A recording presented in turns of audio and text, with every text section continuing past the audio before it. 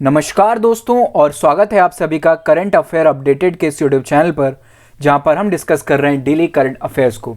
This is Saurabh Solanki and today we are going to discuss about the important events of 31 October 2020। चलिए start करते हैं आज के discussion और सबसे पहले देख लेते हैं कि आज हमें कौन कौन से टॉपिक्स को कवर करना है।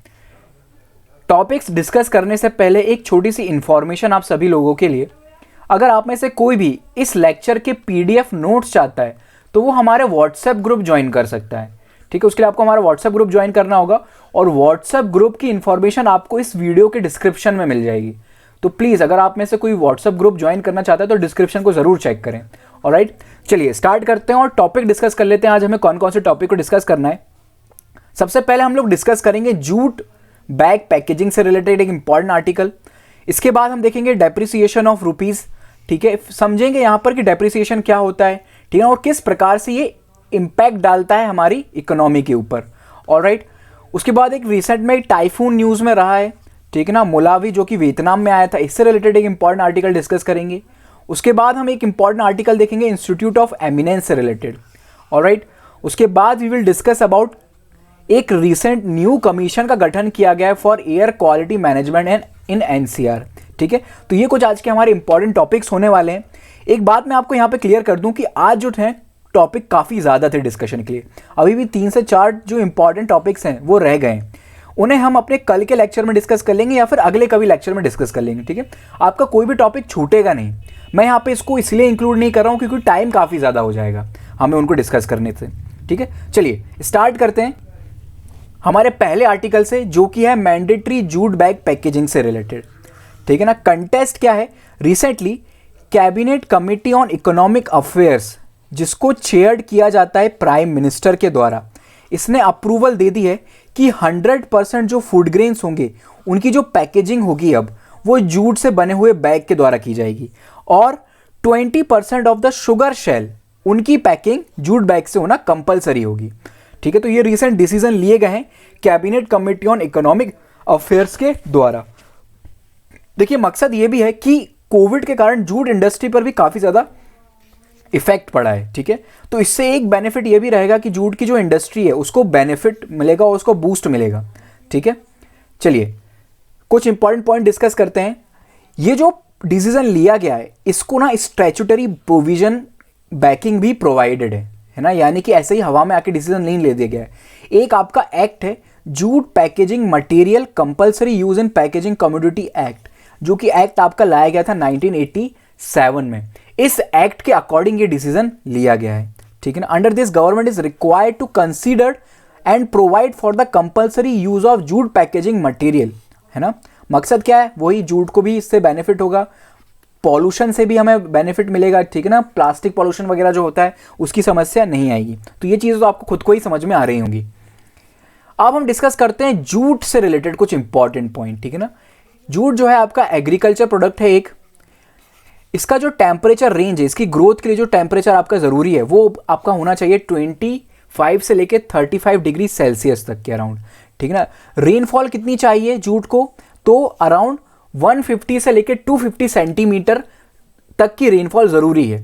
सॉइल टाइप, किस प्रकार के सॉइल टाइप में जूट की ग्रोथ होती है, तो वेल ड्रेन्ड एलुवियल सॉइल, है ना। वेल ड्रेन्ड यानी कि पानी भी अच्छा होना चाहिए, वाटर सप्लाई भी अच्छी होनी चाहिए और एलुवियल सॉइल होनी चाहिए। इसके बाद हाँ, अगला पॉइंट इंपॉर्टेंट है जो कि जूट से रिलेटेड, कौन से स्टेट हैं जहां पर हाईएस्ट प्रोडक्शन हमें देखने को मिलता है जूट का, तो वेस्ट बंगाल आप याद रखिएगा, सबसे मैक्सिमम नंबर ऑफ जो जूट्स हैं वो प्रोड्यूस होते हैं आपके वेस्ट बंगाल में।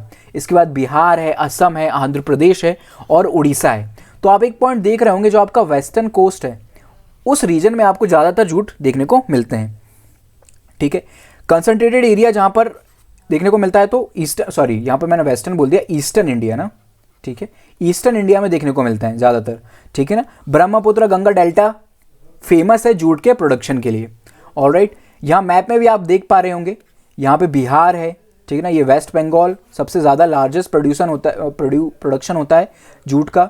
असम है यहाँ पर, ठीक है ना, उड़ीसा और आंध्र प्रदेश, ये कुछ आपके स्टेट है जहाँ पे जूट का प्रोडक्शन सबसे ज़्यादा होता है। ऑलराइट, चलिए आगे बढ़ते हैं और अगला कुछ इंपॉर्टेंट पॉइंट देखते हैं। देखिए, वर्ल्ड का जो लार्जेस्ट प्रोडक्शन हमें देखने को मिलता है वो इंडिया है, बांग्लादेश है, चाइना है और थाईलैंड है, ठीक है ना। India is one of the largest jute producing country, ठीक है ना।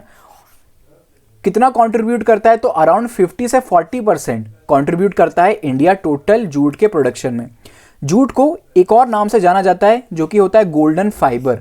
इसे हम गोल्डन फाइबर के नाम से भी जानते हैं and it is one of the longest and most used natural fibre in various textile application. किन चीज़ों को बनाने के लिए यूज़ होता है, क्या एप्लीकेशन है जूट के, तो गनी बैग्स बनाते हैं हम, इसकी मैट्स बनाते हैं, आपने देखी होंगी।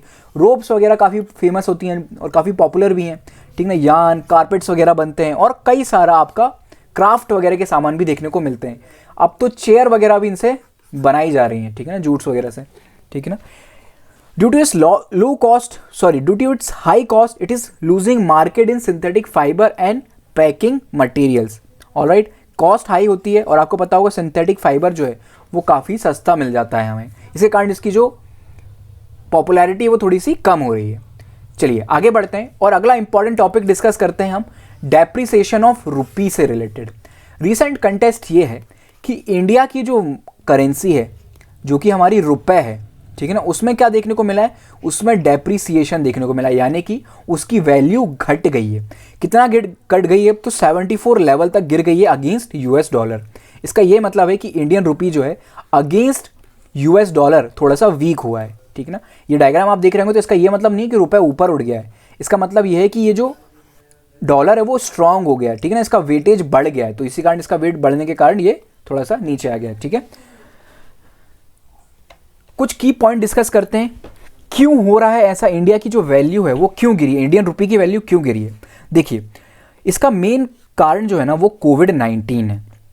क्यों है कोविड-19, ऐसा क्यों हुआ है, तो देखिए अभी क्या हो रहा है, ऑल अराउंड दी वर्ल्ड हमें क्या देखने को मिल रहा है, जो सभी आपकी कंट्रीज़ हैं उनकी करेंसी में, उनकी इकोनॉमी में हमें एक फॉल देखने को मिल रहा है। तो जो विभिन्न देश हैं आपके, जो विभिन्न कंट्रीज़ हैं वो क्या हो गई हैं, थोड़ी सी अलर्ट हो गई हैं और बैकफुट पे चली गई हैं, ठीक है। वो रिस्क नहीं लेना चाहती, वो इन्वेस्टमेंट ऐसी जगह करना चाहती हैं जहाँ पे श्योर्ड उन्हें क्या मिले, श्योर्ड आउटकम मिले, ठीक है ना, श्योर्ड आउटकम मिले और साथ ही साथ उनका लॉस ना हो। ऑलराइट, भले उनका प्रॉफिट जो हो वो कम हो, भले वो 2-3% का प्रॉफिट हो, लेकिन श्योर्ड हो, ज़्यादा उन्हें रिस्क नहीं लेना है, भले इनकम जो है हमारी कम रहे, ठीक है। इसीलिए वो क्या कर रही है, दूसरी जो करेंसी है, दूसरी कंट्रीज़ की जो करेंसी है उनमें इन्वेस्ट कम कर रही हैं। आपको पता होगा डॉलर जो है, यूएस डॉलर, वो सबसे ज़्यादा स्टेबल मनी है, एक सबसे स्टेबल करेंसी है और हर जगह यूज़ होती है around the world for trade purpose. सबसे ज़्यादा यूज़ होने वाला कोई करेंसी है तो वो यूएस डॉलर है। तो जितनी भी कंट्रीज़ हैं आपकी अलग अलग, वो इसी में इन्वेस्ट करना चाहती हैं और रिस्क नहीं लेना चाहती हैं, ठीक है ना, दूसरी कंट्रीज़ की करेंसी में वो फोकस नहीं कर रही हैं। तो एक ये मेन रीज़न भी है जिसके कारण इंडियन रुपी के जो है वो 16 पैसा वो नीचे आ गया है, ठीक है। और सिर्फ इंडियन रुपी ही पीछे नहीं आया है, बाकी की जो आपकी अदर करेंसीज भी है ना वो भी नीचे आई हैं। इसका मतलब यह है कि डॉलर जो है, यूएस डॉलर, वो स्ट्रांग हुआ है। ऑलराइट, तो ये बेसिक पॉइंट आप याद रखिएगा, ठीक है। अब हम देखते हैं एप्रिसिएशन और डेप्रिसिएशन ऑफ करेंसी होता क्या है, ठीक है, और ये कैसे काम करता है। हम कब बोलेंगे इंडिया का जो करेंसी है यानी कि इंडियन रुपी जो है वो अप्रिशिएट हुआ है, यानी कि उसकी वैल्यू बढ़ी है। देखिए ये सारी चीज़ें ना, ये सारी चीज़ें वर्क करती हैं on the very same principle of demand and supply. अगर इंडियन करेंसी की डिमांड बढ़ेगी, ठीक है ना, अगर लोग जो है वो ट्रेड करेंगे, जो दूसरे देश हैं आपके वो ट्रेड करेंगे इंडियन रुपी में, तो इंडिया की जो करेंसी है उसकी डिमांड बढ़ेगी, उसकी डिमांड बढ़ेगी तो इंडियन रुपी जो है वो स्ट्रांग होगा, ठीक है ना। तो हम बोलेंगे इंडिया का जो वैल्यू है, इंडियन मनी जो है वो एप्रिशिएट हो रहा है, यानी कि एप्रिसिएशन हो रहा है उसका। फिर अगर वैसे ही इंडिया की जो करेंसी है उसकी वैल्यू घटती है, उसकी डिमांड कम होती है, यानी कि दूसरे देश जो है वो नहीं चाहते कि वो इंडियन करेंसी में ट्रेड करें, तो हम इसे बोलेंगे डेप्रिसिएशन ऑफ इंडियन करेंसी, यानी कि इंडियन रुपीस की जो डिमांड है वो घट रही है। ऑलराइट, इसे हम बोलते हैं एप्रिसिएशन और डेप्रिसिएशन। अब इसका इफेक्ट क्या पड़ता है कंट्री की ट्रेड के ऊपर, तो जब भी कभी हमें एप्रिसिएशन देखने को मिल रहा है, यानी कि इंडियन वैल्यू जो है वो स्ट्रांग हो रही है, इंडियन करेंसी जो है वो क्या हो गई है, स्ट्रांग हो गई है। तो बताइए, अब अगर कोई इंडियन करेंसी में इन्वेस्ट करेगा तो उसको हाई रिटर्न मिलेंगे या लो रिटर्न मिलेंगे?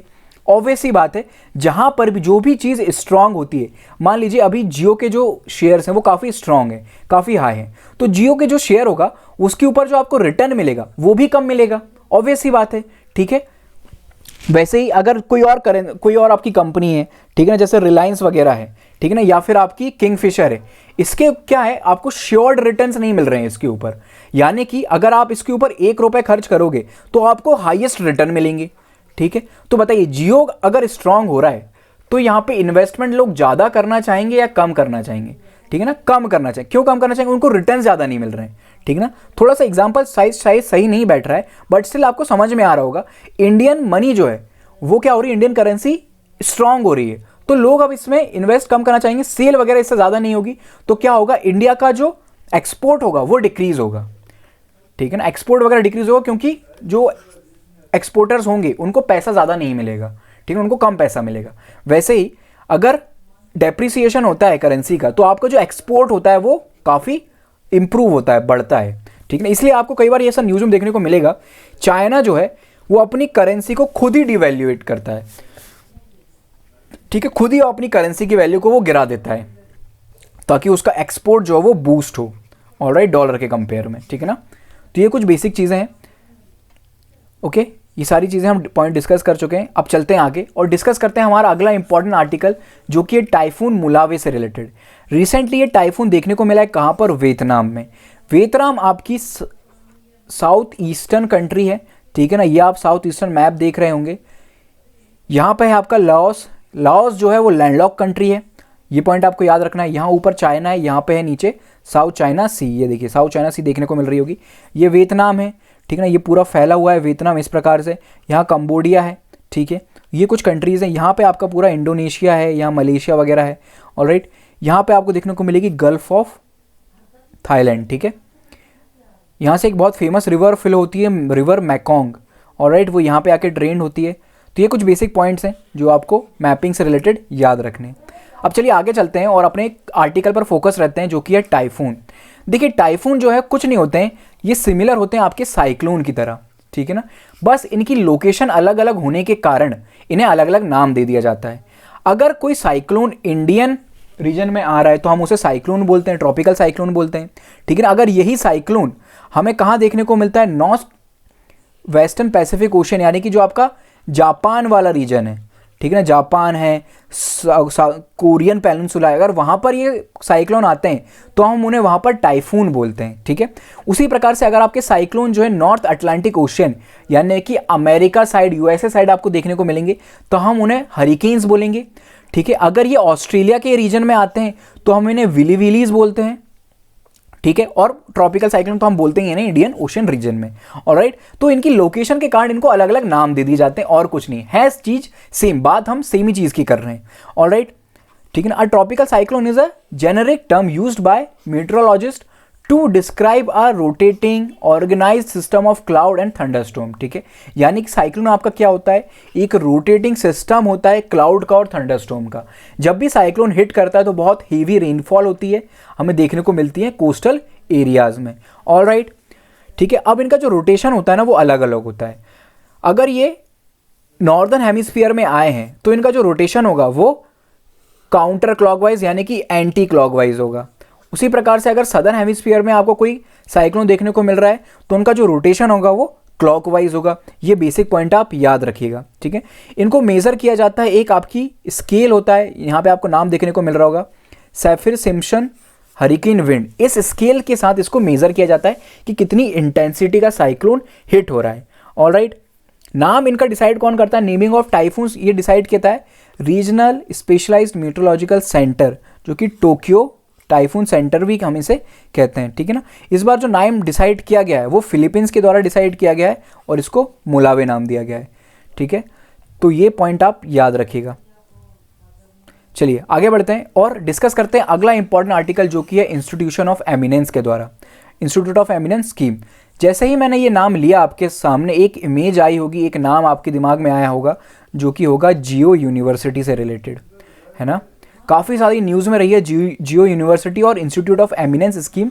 इसी यूनिवर्सिटी के कारण किस में रही है, कंट्रोवर्सी में भी रही है, ठीक है ना।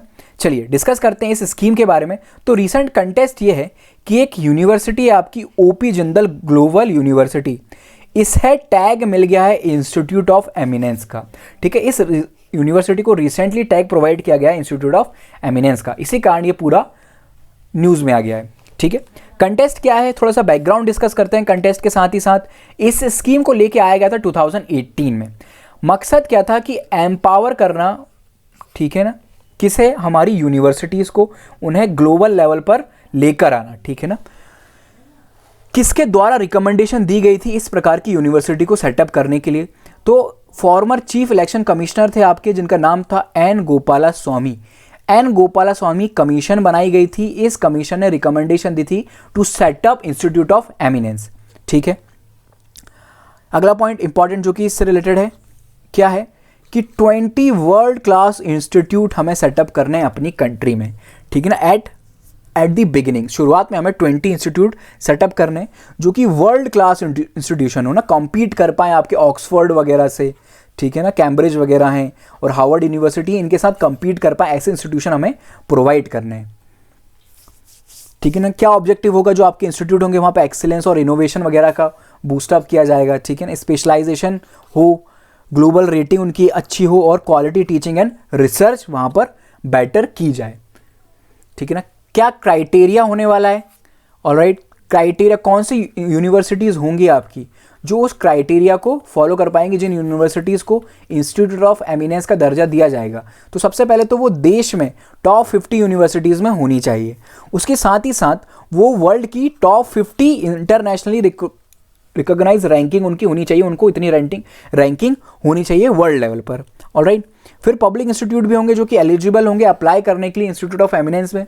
इसके लिए सेंट्रल यूनिवर्सिटीज़ अप्लाई कर सकती हैं, गवर्नमेंट ओन्ड एंड यूनिवर्सिटीज़, जो यूनिवर्सिटी ओन्ड जो कॉलेजेस होते हैं आपके, वो अप्लाई कर सकते हैं, ठीक है ना। IIT NITs जो कि हमेशा टॉप पे रहते हैं, IIMs वगैरह, वो लोग रहेंगे इसमें, ठीक है। तो ये बेसिक पॉइंट्स हैं, याद रखिएगा, ठीक है। अगली चीज़, एक होता है आपका ग्रीन फील्ड प्रपोजल, ठीक है ना। ग्रीन फील्ड प्रपोजल क्या होता है, ऐसी यूनिवर्सिटीज़ जो अभी तक एग्जिस्टेंस में ही नहीं आई हैं, यानी कि अभी तक इस्टेब्लिश्ड ही नहीं हुई हैं, उन यूनिवर्सिटीज़ को भी इंस्टीट्यूट ऑफ एमिनेंस का दर्जा दिया जाता है, ठीक है। ये कितने सालों के लिए दिया जाता है? To get a 3 year period to establish and operationalise in the institution, यानी कि जैसे कि जियो यूनिवर्सिटी है, अभी तक जियो यूनिवर्सिटी जो है वो सेटअप नहीं हुई है, इस्टेब्लिश नहीं हुई है, लेकिन उसे इंस्टीट्यूट ऑफ एमिनेंस का दर्जा दे दिया गया है, ठीक है। इसको कब दर्जा दिया गया था? तो 2018 में। अब जियो इंस्टीट्यूट के पास 3 साल तक का समय होगा कि ये अपने आप को इस्टेब्लिश करे और वर्किंग में भी आ जाए, ठीक है ना। तो ये पॉइंट आप याद रखिएगा, ऑल राइट। चलते हैं आगे और डिस्कस करते हैं हमारा अगला इंपॉर्टेंट आर्टिकल, जो कि है commission for air quality management in NCR region. NCR यानी कि दिल्ली वाला रीजन, ठीक है, कोई कंफ्यूज नहीं होना इसको। तो क्या कंटेस्ट है, देखिए रिसेंटली एक ऑर्डिनेंस के थ्रू एक ऑर्डिनेंस पास किया गया, आपके प्रेसिडेंट के द्वारा साइन किया गया, और एक नई commission, the commission for air quality management in national capital region, इसको अपॉइंट किया गया है, ठीक है ना। इसको इस्टेब्लिश किया गया है, अपॉइंट नहीं किया गया अभी, इसके कोई कमीशन वगैरह अभी तक कोई मेंबर्स वगैरह नहीं बने, इसको इस्टेब्लिश किया गया है, ठीक है। इस ऑर्डिनेंस के थ्रू क्या किया जा रहा है, एक नई बॉडी बनाई जा रही है जो कि एयर क्वालिटी मैनेजमेंट करेगी NCR रीजन में और उसके आसपास के जो एरियाज हैं वहां पर, ठीक है। इसी ऑर्डिनेंस के थ्रू जो आपकी पुरानी बॉडी हुआ करती थी जिसका नाम था environment pollution prevention and control authority, इसे क्या किया गया है, इसे डिसॉल्व भी कर दिया गया है, ठीक है। देखिए NCR रीजन में जो एयर क्वालिटी है उसको कोई एक बॉडी या फिर एक ऑर्गेनाइजेशन मॉनिटर नहीं करती है, बहुत सारी आपकी मल्टीपल बॉडीज हैं जो दिल्ली रीजन की जो एयर क्वालिटी है उसको मॉनिटर करती हैं। सबसे पहले तो जो प्राइमरी बॉडी है आपकी सेंट्रल पॉल्यूशन कंट्रोल बोर्ड, इसके साथ स्टेट पॉल्यूशन कंट्रोल बोर्ड, वो स्टेट जिनकी क्या बॉर्डर टच होती है दिल्ली वाले रीजन से, ठीक है। जैसे दिल्ली का है ही, फिर हरियाणा, उत्तर प्रदेश और राजस्थान वाला जो एरिया है वो भी मॉनिटर करता है। उसके साथ ही साथ union ministry of environment and forest climate change ये भी मॉनिटर करती है और सुप्रीम कोर्ट भी मॉनिटरिंग का काम करती है। एक जजमेंट आई थी आपकी MC Mehta versus union of India 1988। इस जजमेंट के बाद से सुप्रीम कोर्ट खुद भी मॉनिटरिंग का काम करता है, ठीक है।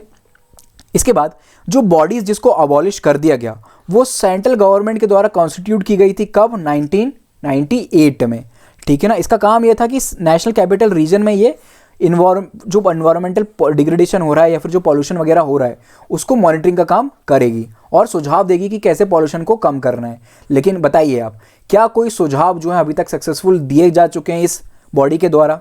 अगर दिए होते तो इतना सारा पॉल्यूशन हमें देखने को नहीं मिल रहा होता दिल्ली में, ठीक है। तो इसको हटा दिया गया है। ऑलराइट, अब हम देख लेते हैं कि ये जो नई कमीशन बन रही है इसकी क्या कंपोजिशन है।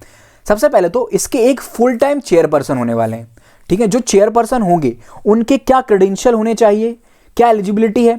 तो सबसे पहले तो ऐसा कोई व्यक्ति जो कि सेक्रेटरी रहा हो to the government of India वो इसका चेयरपर्सन बन सकता है, या फिर किसी स्टेट गवर्नमेंट का चीफ सेक्रेटरी रहा हो व्यक्ति वो भी इसका चेयरपर्सन बन सकता है।